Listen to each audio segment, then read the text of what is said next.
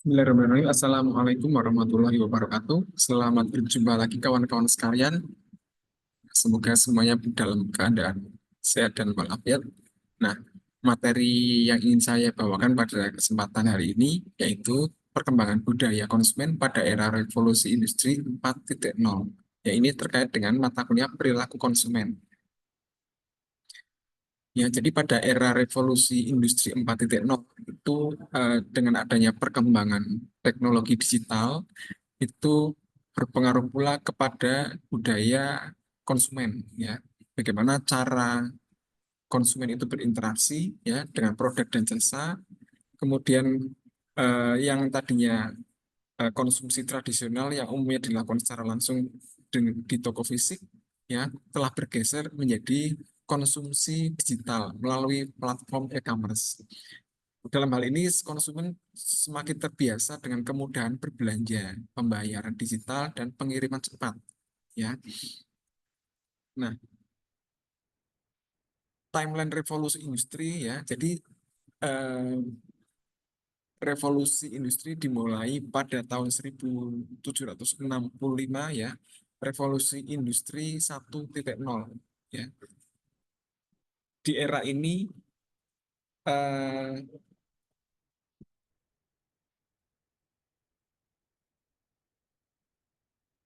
dilakukannya apa produksi sudah menggunakan mesin tapi menggunakan mesin uap.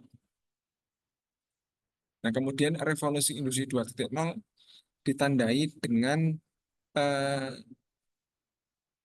produksi skala massal karena sudah menggunakan listrik. Ya, jadi dengan adanya listrik, mesin itu sudah bisa berjalan lebih cepat daripada dengan menggunakan mesin uap. Makanya produksinya skalanya massal, artinya skala besar.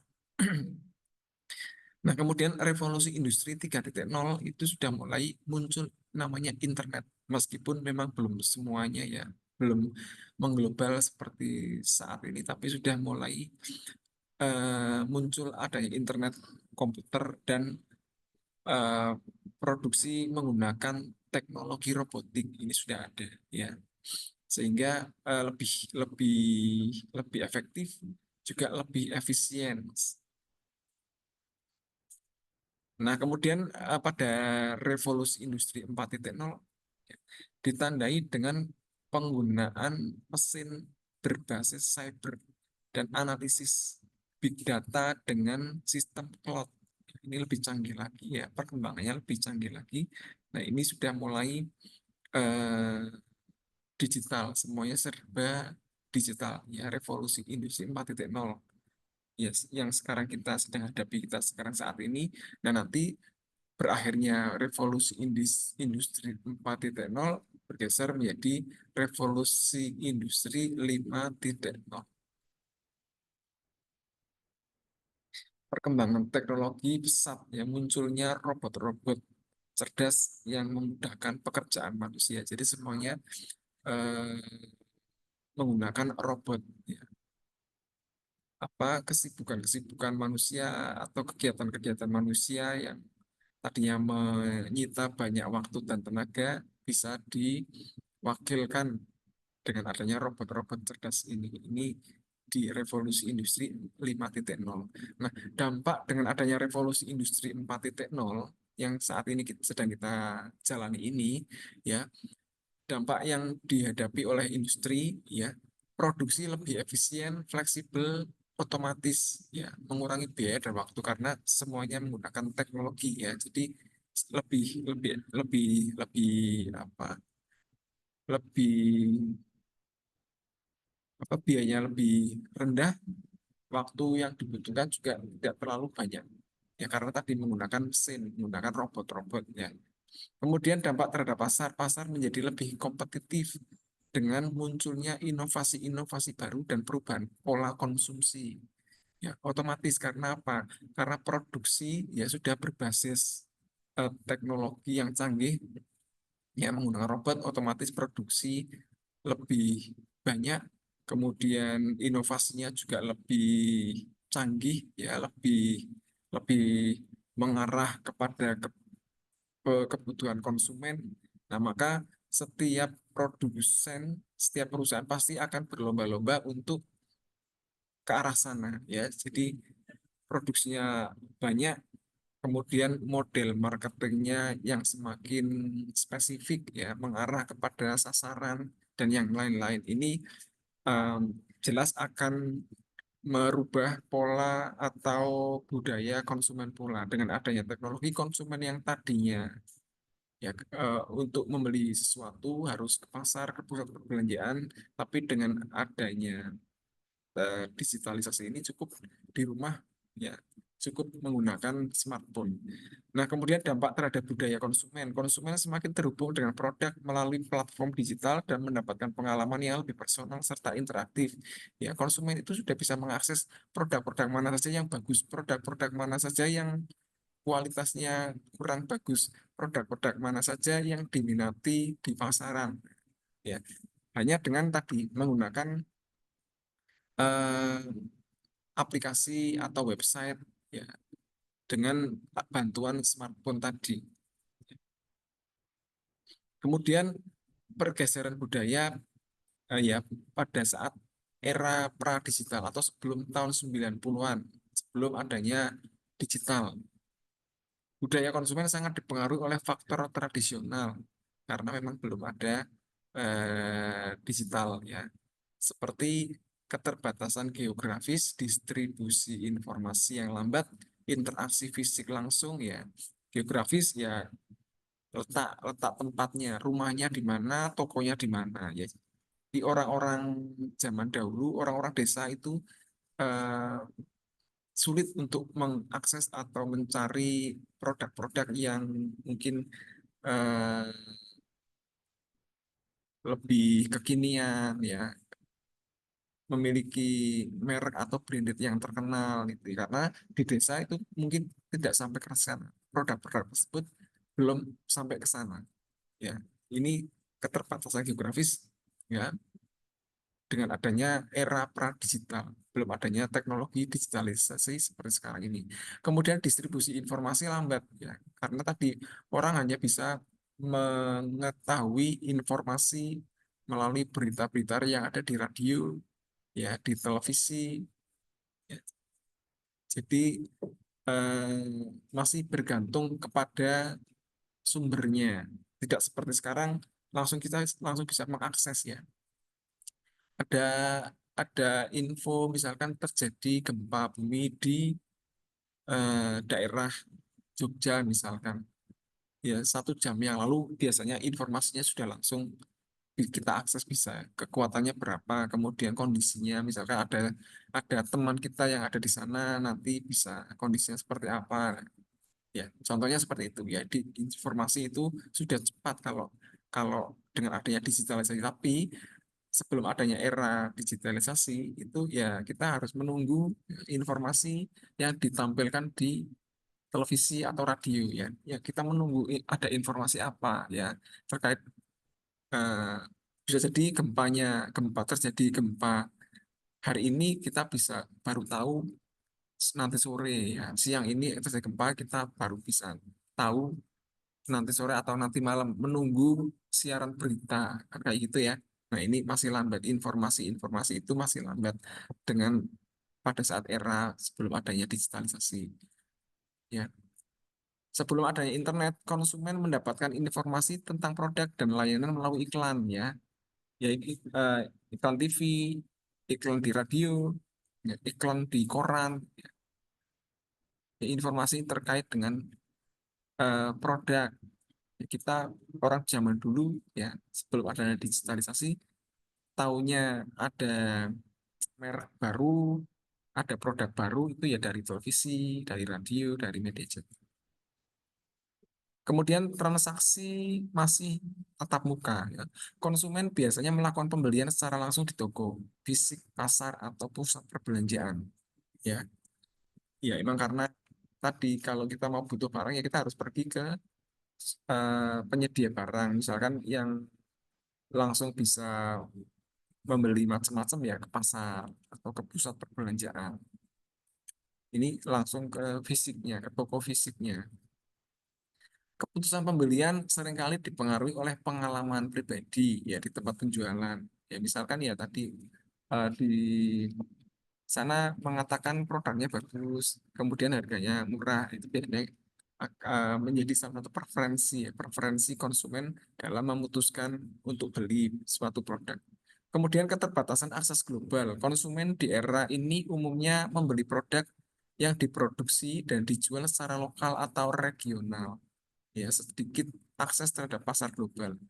Ya, jadi ya biasanya produk-produk dalam negeri yang bisa diakses, ya, yang bisa dibeli karena tadi secara geografis eh, distribusinya pun tidak membutuhkan waktu yang lama. Jadi produk misalkan buatan atau eh, produk dari Jakarta, ya, Pekalongan, ya. Jadi kan paling membutuhkan waktu sehari untuk pengirimannya. Berbeda kalau mau membeli produk eh, produksi dari Jepang, dari Korea, dari Amerika ya, yang dari luar negeri itu membutuhkan waktu yang lama. Kemudian kebiasaan konsumsi. Konsumsi dilakukan berdasarkan kebutuhan dasar dan status sosial. Iklan dan kampanye pemasaran mendorong aspirasi sosial melalui merek yang menunjukkan status atau prestis tertentu. Ya, jadi kalau ada produk yang memang prestis ya, produk-produk yang branded ya, ini melalui iklan, tapi karena eranya masih pradigital ya, masih apa ya, masih tradisional ya. Jadi biasanya Kak berpengaruh pula pada kondisi ekonomi konsumen ya. Rata-rata orang-orang zaman dulu ya, khususnya yang Indonesia itu secara ekonomi eh, masih menengah ya, menengah, bahkan rata-rata masih menengah ke bawah ya. Jumlah penduduk miskin itu masih persentasenya masih tinggi. Nah, sehingga daya belinya itu masih rendah. Biasanya konsumen hanya membeli barang itu barang-barang yang dasar ya, kebutuhan dasar, kebutuhan pokok, misalnya sembako. Untuk membeli baju itu ya paling setahun sekali kalau menjelang Lebaran gitu aja kan, tidak seperti sekarang hampir setiap bulan bisa beli ya, atau dalam satu bulan ada apa kegiatan kegiatan macam-macam, nanti setiap kegiatan bajunya beda karena tadi sudah bisa mengakses, sudah bisa membeli ya tanpa harus keluar rumah. Jadi praktis, simple.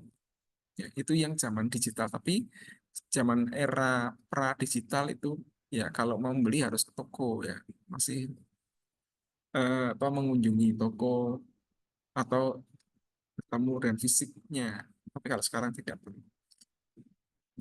Nah, era digitalisasi awal ya pada tahun 90-an sehingga tahun 2000-an ya, era ini perkembangan teknologi terutama munculnya internet ya akhir 90-an mengubah secara signifikan cara konsumen berinteraksi dengan pasar.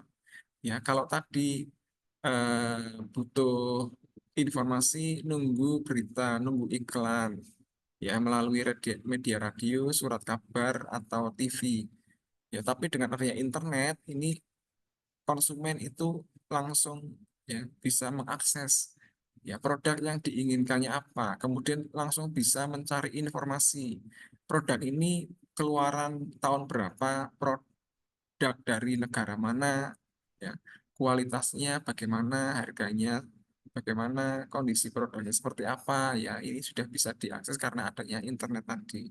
Kemudian eh,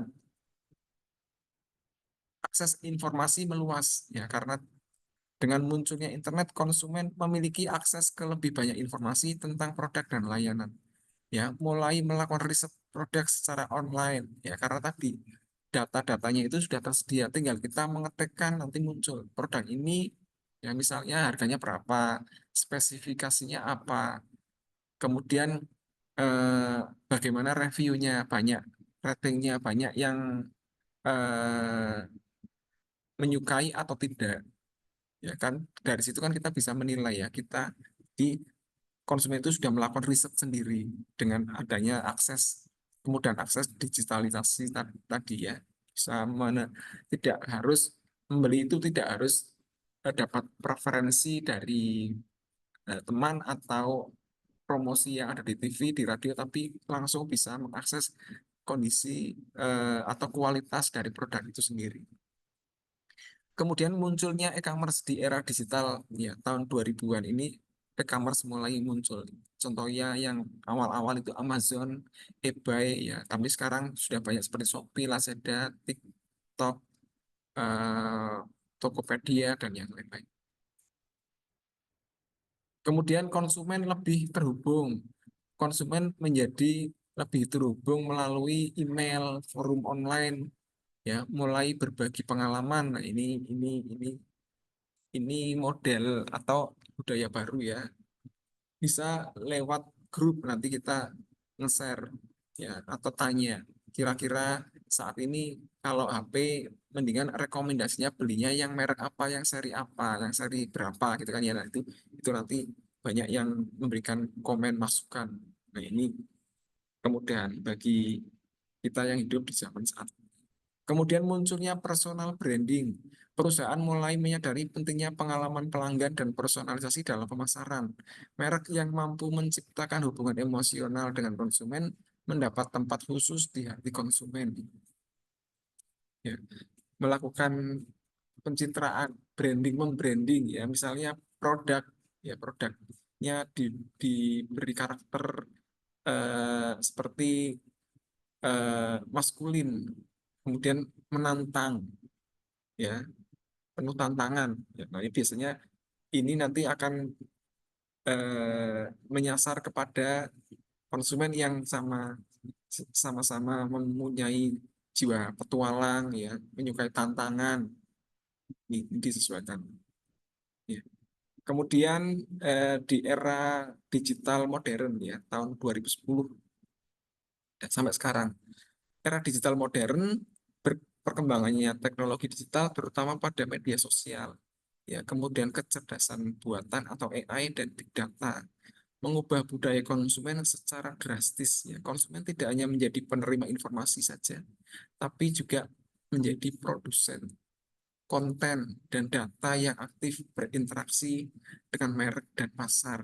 Ya, karena tadi ada big data.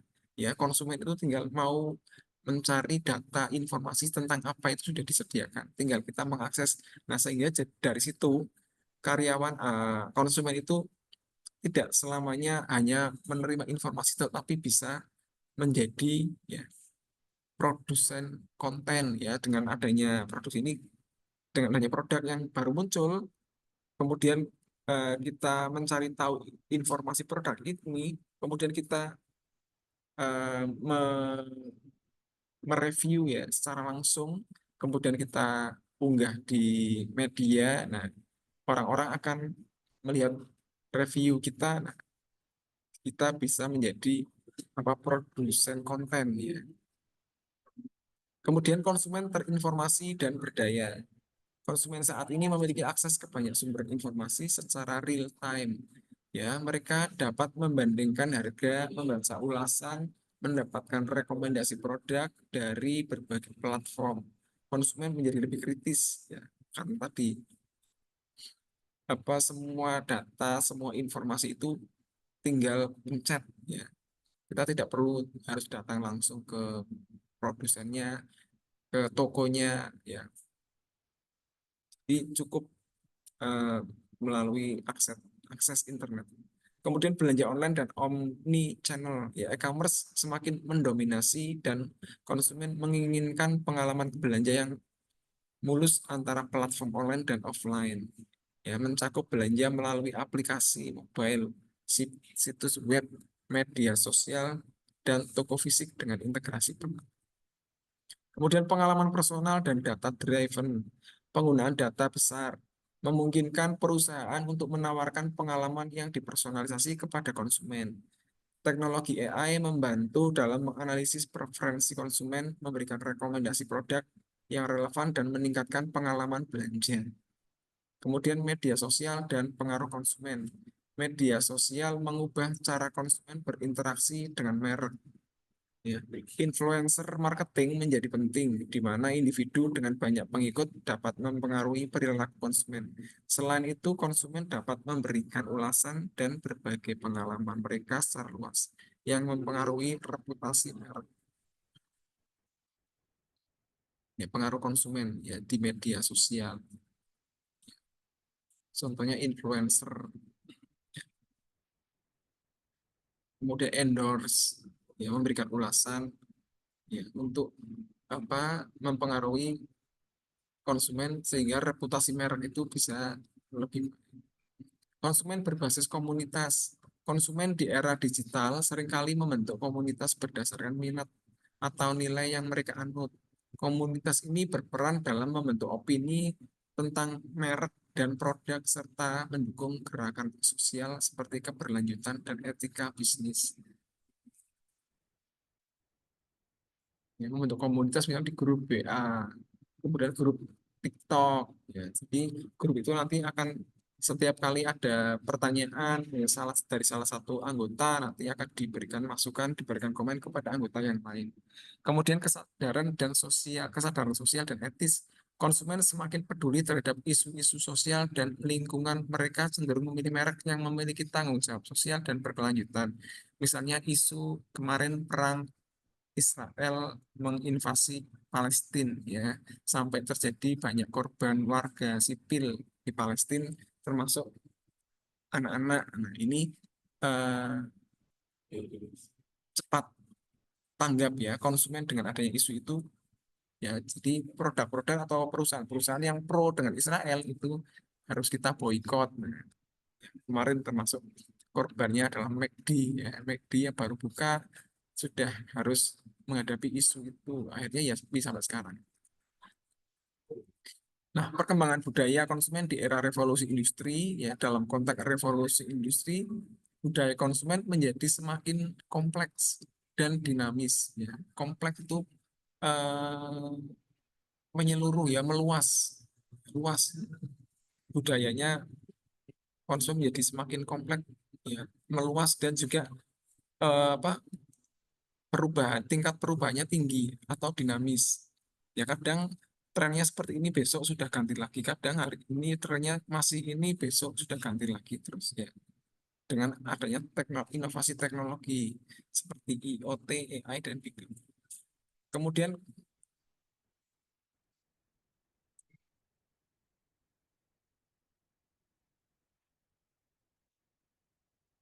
konsumen bisa sebagai produsen atau prosumer ya, istilahnya prosumer.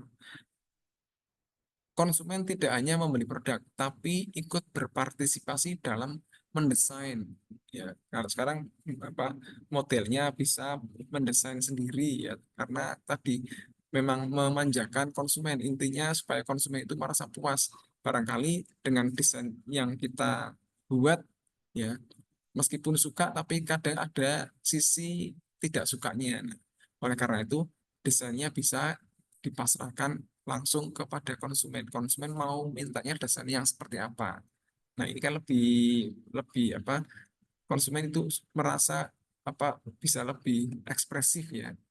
Kalau misalkan sekarang perumahan pun demikian, ya modelnya atau desainnya itu diserahkan kepada konsumen. Ya ini karena apa? Untuk menarik supaya konsumen itu beli di rumah yang kita kelola, perumahan yang kita kelola.